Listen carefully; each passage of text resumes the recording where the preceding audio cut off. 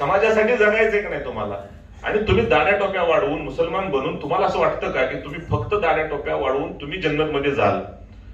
दाढी टोपी हा एका केडर बेस अकॅडमिक असण्याचं प्रूफ आहे की you are representing this particular ideology. Those ideology have some intentions. तुम्ही त्या आयडियोलॉजीला रिप्रेझेंट करता जी आयडियोलॉजी काहीतरी इंटेंशन घेऊन जगते. मुसलमानों, तुम्हें लोगों की नफा नसरानी के लिए पैदा किया गया है. लोगों की नफा नसरानी के लिए पैदा किया गया है. लोगों की नफा नसरानी सिर्फ सुनने से नहीं आएगी. भाई देखो, इल्म के होने से कोई जन्नत में नहीं जाएगा. इल्म के होने से जन्नत में जाने के लिए अमल का होना शर्त है. जन्नत में जाने के लिए अमल का होना शर्त है. लई पाराकोटीचं नॉलेज घेऊन बसलेली मुसलमान आहेत, पण हिथून ऐकायचं म्हटलं का नाही की आई मी नेलं तोंड होतं काळ किट.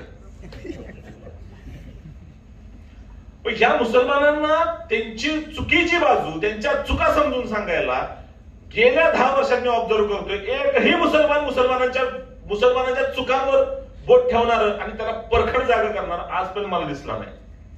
मला साहेबांनी ज्या वेळेला प्रवक्ता म्हणून संधी दिली ना, माझ्या मनात पहिली गोष्ट आली, अब इनको हिला हिला के जगाऊंगा मैं.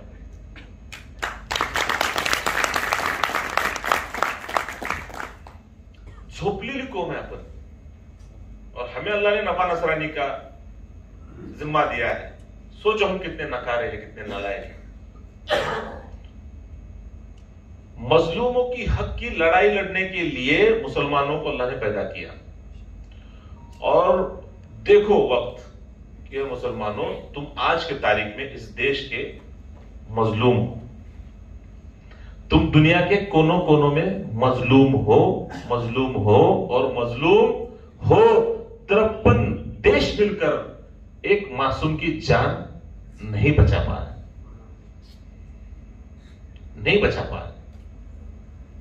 और फिर एक मुसलमान अगर आलम दुनिया का जिम्मेदार है, पिछले 1 साल से हमने अपने घरों के अंदर जाके आराम से सांस नहीं ली.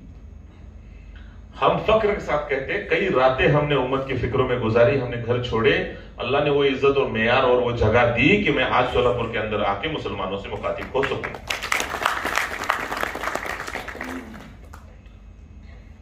तुम्हारा जो काम है, पॉलिटिकली तुम समझो इस बात को, तुम प्रस्तापितों के पीछे भागोगे, इसके अंदर तुम्हारे ईमान को एक बार टटोल के देखना. राजनीति के अंदर मुसलमानों जब काम किया जाता है तो हर कौम अपनी डिमांड लेके काम करती है. हर कौम, हाँ तू मेरे संविधान को बचाएगा क्या? हाँ बचाएगा, फिर मैं तेरे को वोट देता. तू मेरे घर का वो सब नाला सड़क बेड़ा वो सब देखेगा क्या? हाँ देखेगा, फिर मैं तेरे को वोट देता. मुसलमानों, भारत देश के अंदर 2024 के इलेक्शन में मुसलमानों का कोई भी डिमांड नहीं है.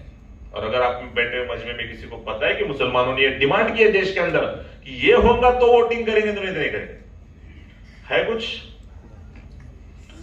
है कुछ? कोई डिमांड नहीं है तुम्हारी. अगर तुम्हारी कोई डिमांड ही नहीं है तो कम से कम ये तो ख्याल दिल में आना जरूरी है कि हमारी डिमांड क्यों नहीं है. हम 2024 में किस मौजू पे वोटिंग करने जा रहे हैं? हम इस मौजू पे वोटिंग करने जा रहे हैं कि कांग्रेस की सत्ता आएगी.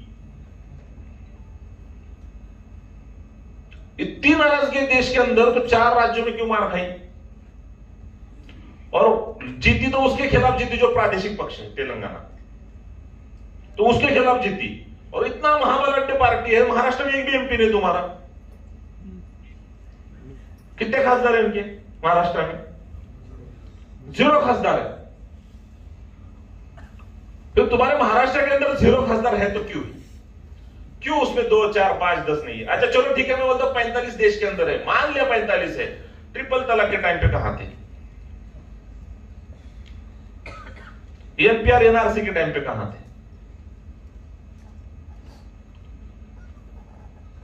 तुम्हारा एक चीफ मिनिस्टर मुसलमानों को जब ट्रेन के अंदर गोलियां मारी जाती तो वहां का कैमरा बाजू क्यों हटाता है?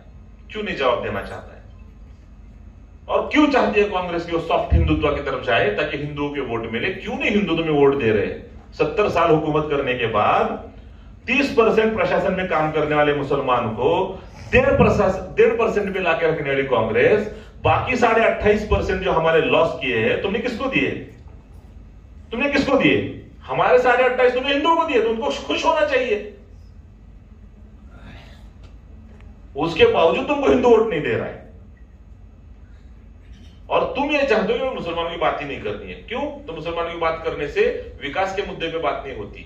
फिर मुसलमानों की बात नहीं करनी है, मुसलमानों की बात नहीं करनी है। कब तक नहीं करनी? जब तक नूरुल हसन मारा गया, फिर भी बात नहीं करनी है।